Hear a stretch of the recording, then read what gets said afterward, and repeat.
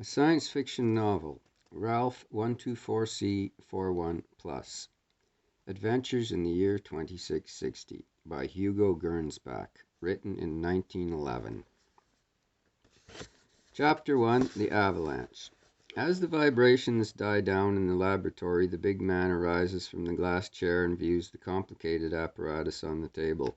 It is complete to the last detail. He glances at the calendar. It is September 1st in the year 2660. Tomorrow is to be a big and busy day for him, for he is to witness the final phase of the 3-year experiment. He yawns and stretches himself to his full height, revealing a physique much larger than that of the average man of his times, and approaching that of the huge Martians. His physical superiority, however, is as nothing compared to his gigantic mind. He is Ralph 124C41 Plus, one of the greatest living scientists and one of the 10 men on the whole planet Earth permitted to use the plus sign after his name. Stepping to the telephot on the side of the wall, he presses a group of buttons, and in a few minutes the faceplate of the telephot becomes luminous, revealing the face of a clean-shaven man about 30, a pleasant but serious face. As soon as he recognizes the face of Ralph in his own telephot, he smiles and says, "Hello, Ralph." "Hello, Edward. I wanted to ask you if you could come over to the lab tomorrow morning. I have something unusually interesting to show you. Look." He stepped to one side of his instrument so that his friend could see the apparatus on the table about 10 feet from the telephot faceplate. Ed comes closer to his own faceplate in order that he might see further into the lab. "Why, you've finished it," he explained, "and you're famous." At this moment, the voice ceased and Ralph's faceplate becomes clear. Somewhere in the telescreen company, the central office, the connection has been broken. After several vain efforts to restore it, Ralph is about to give up in disgust and leave the telephot when the instrument begins to glow again. Instead of the face of his friend, though, there appears that of a vivacious, beautiful girl. She is in evening dress, and behind her on the table stands the lighted lamp. Startled at the face of an utter stranger, the "Oh" escapes her lips, to which Ralph quickly replies, "I beg your pardon, but Central seems to have made another mistake. I shall certainly have to make a complaint about the service." Her reply indicates that the mistake of Central is a little out of the ordinary, for he has been swung on to the intercontinental service, as he at once understands when she says, "Pardon, monsieur, je ne comprends pas." He immediately turns the small shining disc of the language rectifier on his instrument till the pointer rests on French. The service mistakes are very annoying. Realizing, however, she is hardly being courteous to the pleasant-looking young man who is smiling at her, she adds, "But sometimes Central's mistakes may be forgiven, depending, of course, on the patience and courtesy of the other person involved." This, Ralph appreciates, is an attempt at mollification with perhaps a touch of coquetry. Nevertheless, he bows in acknowledgment of the pretty speech. She is now closer to the faceplate and is looking with curious eyes at the details of the lab, one of the finest in the world. "What a strange place. What is it, and where are you?" she asks naively. "New York." "That's a long way from here," she says brightly. "I wonder if you know where I am." "I can make a pretty shrewd guess. To begin with, before I rectify your speech, you spoke French, hence you are probably French. Second, you have a lamp burning in your room, although it is only 4 o'clock in the afternoon here in New York. You also wear evening dress. It must be evening, and inasmuch as the clock on your mantelpiece points to 9, I would say you are in France, as New York's time is 5 hours ahead of French time." "Clever, but not quite right. I'm not French, nor do I live in France. I'm Swiss, and I live in western Switzerland. Swiss time, as you know, is almost the same as French time." Both laugh. Suddenly she says, "Your face looks so familiar to me. It seems I must have seen you before." "That is possible," he admits, somewhat embarrassed. "You have perhaps seen one of my pictures." "How stupid of me," she explains. "Why, of course I should have recognized you immediately. You're the great American inventor, Ralph 124C41 Plus." He again smiles, and she continues, "How interesting your work must be, and just think how perfectly lovely that I should be so fortunate as to make your acquaintance in this manner.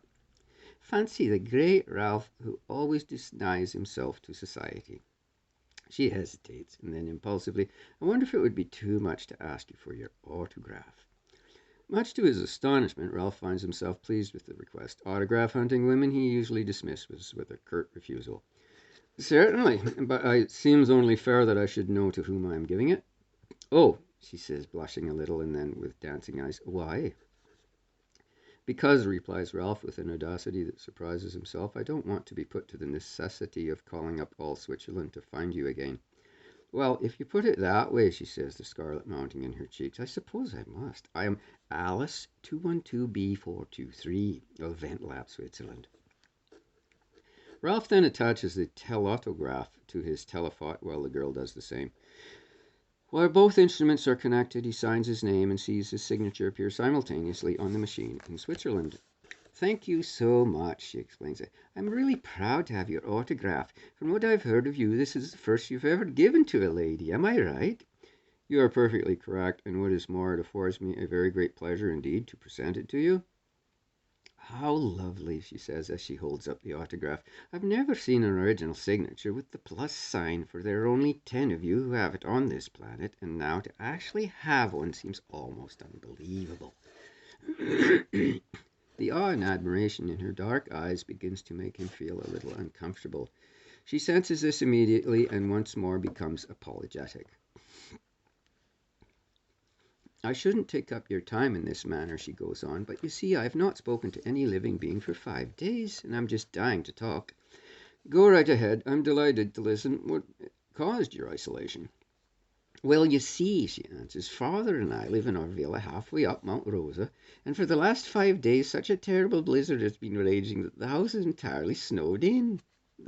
The storm is so terrific that no aeroflyer can come near the house. I have never seen such a thing. 5 days ago my father and brother left for Paris, intending to return the same afternoon. But they had a bad accident in which my brother dislocated his kneecap. Both were therefore obliged to stay somewhere near Paris, where they landed, and in the meanwhile the blizzard set in. The teleservice line has become disconnected somewhere in the valley, and this is the first connection I have had for 5 days. How they came to connect me with New York, though, is a puzzle. Most extraordinary. But how about the radio? Both the power mask and the communicate mask were blown down the same day, and I was left without any means of communication whatever. However, I managed to put the light magnesium power mast into a temporary position again, and I had just called up the teleservice company, telling them again to direct the power and getting some other information when they cut me in on you. Yes, I know something was wrong when I saw the old-fashioned radio lamp in your room, and I could not quite understand it. You had better try the power now. They probably have directed it by this time. Anyhow, the luminor should work. You're probably right. Lux! The delicate detectophone mechanism of the luminor responds instantly to her command, and the room is flooded at once with a beautiful cold pink-white luminor light emanating from the thin wire running around the 4 sides of the room below the white ceiling. The light, however, seems too strong, and she sharply cries, Lux da! The mechanism again responds, the cold light radiation of the luminor wire decreasing in intensity and the room appearing in exquisite pink light. That's better now. The heater just begins to get warm too. I'm frozen stiff. Just think, no heat for 5 days. I really sometimes envy our ancestors who, I believe, heated their houses with stoves burning strange black rocks or tree chunks in them. That's too bad. It must be a dreadful predicament to be cut off from the entire world in these days of weather control. It must be a novel experience. I cannot understand, however, what should have brought on a blizzard in midsummer. Unfortunately, our governor has had some trouble with the 4 weather engineers of the district some months ago, and they struck for better living. They claim the authorities did not furnish them with sufficient luxuries, and when our demands were refused, they simultaneously turned on the high depression at the 4 meteorological towers and then fled, leaving the towers with high-tension currents escaping at a tremendous rate. This was done in the evening, and by midnight our entire district, bounded by the 4 meteor towers, were covered with 2 inches of snow. They had erected especially additional discharge arms pointing downward from the towers for the purpose of snowing in the meteoros completely. Their plans were laid well. It became impossible to approach the towers for 4 days, and they finally had to be dismantled by directed energy from 40 other micro towers, which directed a tremendous amount of energy against the 4 local towers until the latter were fused and melted. The other meteoros, I believe, will start in immediately to direct a low pressure over our district, but as they are not very near us, it will probably take them 24 hours to generate enough heat to melt the snow and ice. They will probably encounter considerable difficulty because our snowed under district naturally will give rise to some meteorological disturbances in their own district, and therefore they will be obliged, I presume, to take care of the weather conditions in their districts as well as our own. What a remarkable case, Ralph says. She opens her mouth as if to say something, but at that moment an electric gong begins to ring furiously, so loud that it vibrates loudly in Ralph's lab 4,000 miles away. Immediately her countenance changes, and the smile in her eyes gives way to a look of terror. "What is that?" Ralph asks sharply. "An avalanche. It's just started. What shall I do? Oh, what shall I do? It'll reach here in 15 minutes, and I'm absolutely helpless. Tell me, what shall I do?" The mind of the scientist reacts instantly. "Speak quick. Is your power mast still up?" "Yes, but what good—" "Never mind. Your wavelength?" ".629. Oscillatory?" "491,211. Can you direct it yourself?" "Yes." "Could you attach a 6-foot piece of your blown-down communico mast to the base of the power aerial?" "Certainly. It's of magnesium, and it is very light." "Good. Now act quick. Run to the roof and attach the communico mast piece to the very base of the power mast and point the former towards the avalanche. Then move the directoscope exactly to west by south and point the antenna of the power mast east by north. Now run. I'll do the rest." He saw her drop the receiver and run away from the telephone. Immediately he leaps up to the glass stairs to the top of his building and swings his big aerial around so that it points west by south. He then adjusts his directoscope till a little bell begins to ring. He knows then that the instrument is in perfect tune with the far-off instrument in Switzerland. He also notes that the pointer has swung to exactly east by north. "So far so good," he whistles with satisfaction. "Now for the power." He runs down to the laboratory and throws in a switch. Then he throws in another one with his foot, while clasping his ears tightly with his rubber-gloved hands. A terrible whining sound is heard, and the building shakes. It is the warning siren on top of the house, which can be heard within a radius of 60 miles, sounding its warning to all to keep away from the tall steel or metal structures, or, if they could not do this, to insulate themselves. He sounds the siren twice for 10 seconds, which means that he will direct his ultra power for at least 20 minutes, and everyone must be on guard for this length of time. No sooner had the siren blast stopped than he has seen Alice at the telephone signaling him that everything is ready.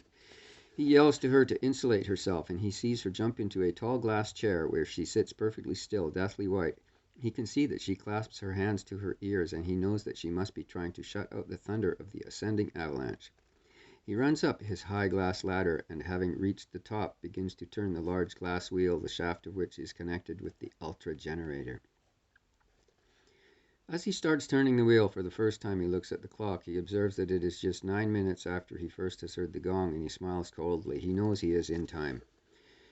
A terrifying roar sets in as soon as he begins to turn the wheel. It is as if a million devils have been let loose. Sparks are flying everywhere. Small metal parts not encased in lead boxes fuse. Long streamers of blue flames emanate from sharp objects, while ball-shaped objects glow with a white aureole. Large iron pieces become strongly magnetic, and small iron objects continually fly from one large iron piece to another. Ralph's watch chain becomes so hot that he has to discard it, together with his watch. He keeps on turning the wheel, and the roar changes to a scream so intense that he has to pull out his rubber ear vacuum caps so that he might not hear the terrible sound. As he turns the wheel farther around, the tone of the ultra generator reaches the note where it coincides with the fundamental note of the building, which is built of steel-onium, the new substitute for steel. Suddenly the whole building sings, with a shriek so loud and piercing that it can be heard 20 miles away. Another building, whose fundamental note was the same, begins to sing in its turn, just as one tuning fork produces sympathetic sounds in a similar distant one. A few more turns of the wheel and the singing stops. As he continues turning the wheel of the generator, the latter gives out sounds sharper and sharper, higher and higher, shriller and shriller, till the shrieking becomes unendurable. And then suddenly all sounds stop abruptly. The frequency has passed over 20,000, at which point the human ear ceases to hear sounds. Ralph turns the wheel a few more notches and then stops. Except for the flying iron pieces, there is no sound. Even the myriad of sparks leaping around are strangely silent, except for the hissing noise of flames streaming from sharp metal points. Ralph looks at the clock. It is exactly 10 minutes after the first sounding of the gong. He then turns the wheel one notch further, and instantly the room is plunged into pitch-black darkness. To anyone unacquainted with the tremendous force under the control of Ralph 124C41+, but having the temerity to insulate himself and stand on a nearby roof, there would have been a visible, unusual sight. He will also have undergone some remarkable experiences. The uninitiated stranger standing well insulated on a roof not very far off from Ralph's lab would have witnessed the following remarkable phenomena. As soon as Ralph threw the power of the ultra-generator on his aerial, the latter begins to shoot out hissing flames in the direction of west by south. As Ralph keeps turning on more power, the flames become longer and the sound louder. The heavy iridium wires of the large aerial become red-hot, then yellow, then dazzling white, and the entire mast becomes white-hot. Just as the observer can hardly endure the shrill hissing sound of the outflowing flames anymore, the sound stops altogether abruptly, and simultaneously the whole landscape is plunged into such a pitch-black darkness as he has never experienced before. He cannot see even his hand before his eyes. The aerial cannot be seen either, although he can feel the tremendous energy still flowing away. What has happened? The aerial on top of Ralph's house has obtained such a tremendously high frequency and has become so strongly energized that it acts towards the ether much the same as a vacuum pump acts on the air.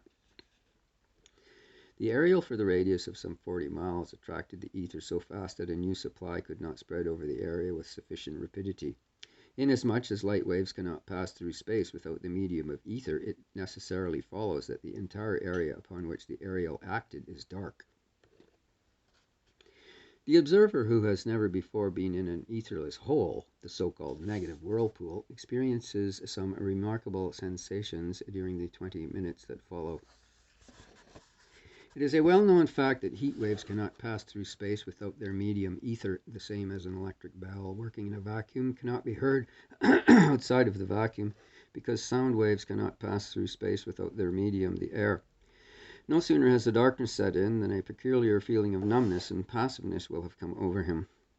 As long as he is in the etherless space, he absolutely stops growing older, as no combustion nor digestion can go on without ether.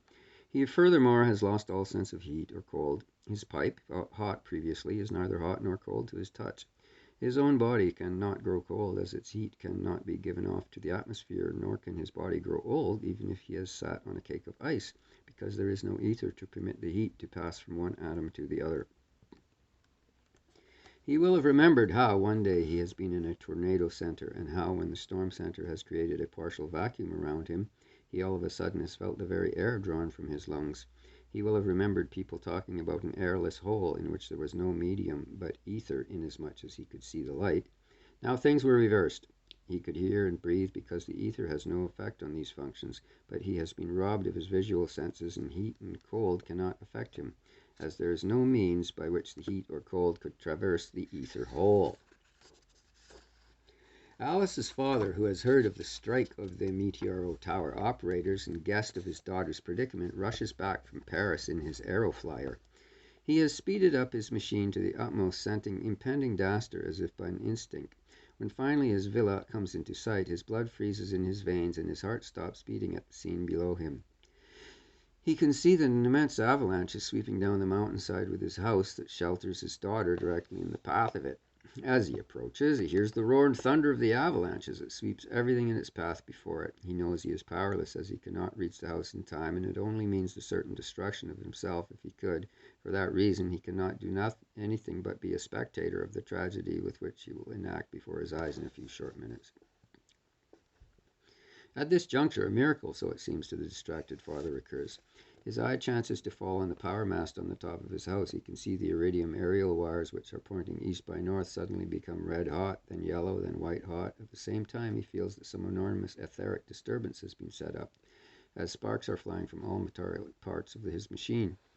When he looks again at the aerial on his house, he sees that a piece of the communical mast, which apparently has fallen at the base of the power mast and which is pointing directly at the avalanche, is streaming gigantic flames which grow longer and longer and give forth shriller and shriller sounds.